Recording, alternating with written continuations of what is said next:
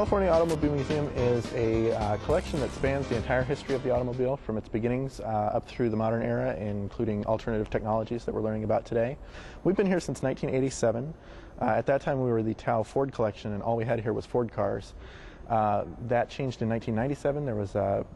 The Ford collection was broken up somewhat and we brought in some additional stuff, and we changed our name to the California Automobile Museum in 2009.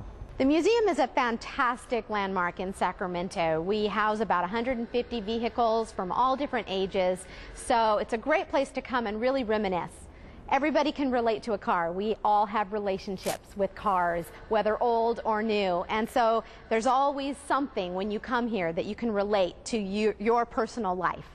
Visitors can expect to see a lot of cars that maybe their parents, their grandparents, even they drove at some point in their lives, as well as some of the more exotic, unusual types of things. So we have something kind of for everybody.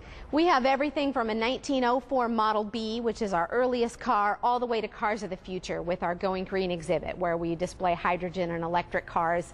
So you're going to find a little bit of everything, whether you're into the muscle cars or the big fins or the brass era. You can come here and find that. So we've got a really large collection that truly tells the story of the history of the automobile from start to finish. Most of our cars are owned still by private owners, and they're loaned to us for exhibition. We do own about 30% of our collections. We have what we call destination cars, and people come in specifically to see these cars on display. We have A.J. Foyt's first race car, a Deuce Coupe, that he built himself, and that's a lot of fun in our speed exhibit. This is a 1932 Ford 5-window coupe. It was originally built and raced by a young 17-year-old racer at the time in 1955 named A.J. Foyt.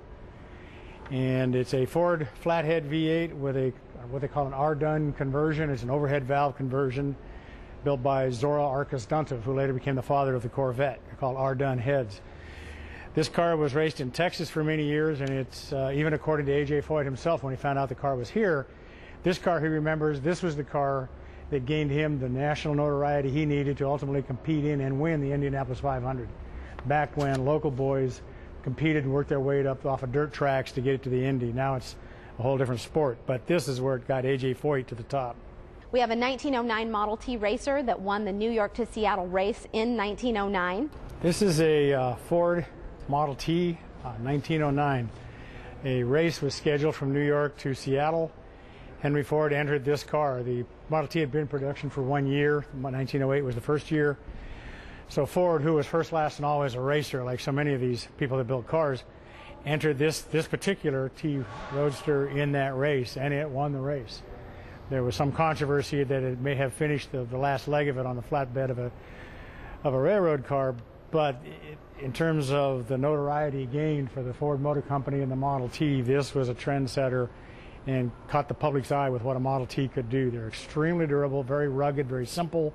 They sit up high, run about 40 horsepower, and it'll run all day through the worst kinds of conditions. But this particular car got Henry the notoriety he needed to start selling what ultimately became 15 million Model Ts in production. We have Clara Ford's Lincoln that she owned, her personal car. This is Clara Ford's Lincoln. It's a 1940 Lincoln town car, and it was the personal driving car for Clara Ford, who was the wife of Henry Ford. She had the car for 8 years, and every year from 1940 to 1948 it was taken back to the factory to be upgraded with the latest in technology improvements and anything that the factory had to offer. So in fact the grille and front fenders and such are off of 47, 48 Lincolns. We have Malcolm Forbes Lamborghini, painted the color of money appropriately. This is a 1987 Lamborghini Countach. A completely radical machine. This one in particular was owned by Malcolm Forbes, who had it painted the color of money, hence the gold interior and the color on the outside. We have an all-aluminum Shelby Cobra that was owned by Tony Hogg, former editor of Road and Track. 1966 Shelby Cobra. It started off life as an AC sports car, as a British sports car that used an engine from the Bristol engine company that also made engines for airplanes. Well, Bristol went out of business, so all of a sudden AC found itself with no engine for their little sports car. Along came a man named Carroll Shelby, who had been extensively involved with Ford Motor Company in doing a variety of racing all over in various genres. And he went back to Ford Motor Company and convinced them that they should put up a program to take the small block 289, what was used later in the Mustang cars, and put them in these little AC sports cars. And Carroll Shelby named that the Cobra. The culmination of that project was in 1966 when they put a 427-inch cubic inch V8 in one, probably pushing 450 to 500 horsepower in a 1,900 pound car. And that became the stuff of legends and songs, was the Shelby Cobra. And this is an original model that is a hand-hammered aluminum body. So we'd ask that you do not touch these cars. They do dent, and the dents don't pound out. So still very iconic. They're still being made today. Carroll Shelby is still alive today. He makes these in Las Vegas. He's on his third heart. He had to quit racing because he had a congenital heart defect, but he's still very much at the factory on a very regular basis, overseeing the production of these cars.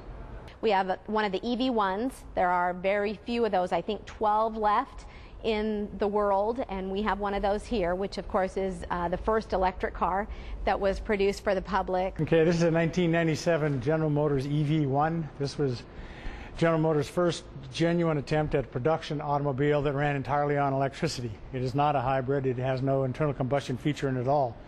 It carries an onboard battery pack, which takes up most of the center console and a T behind the street, and it charges through this port on the front hood by way of an electric paddle charger that's wired into the house or available in public parking areas.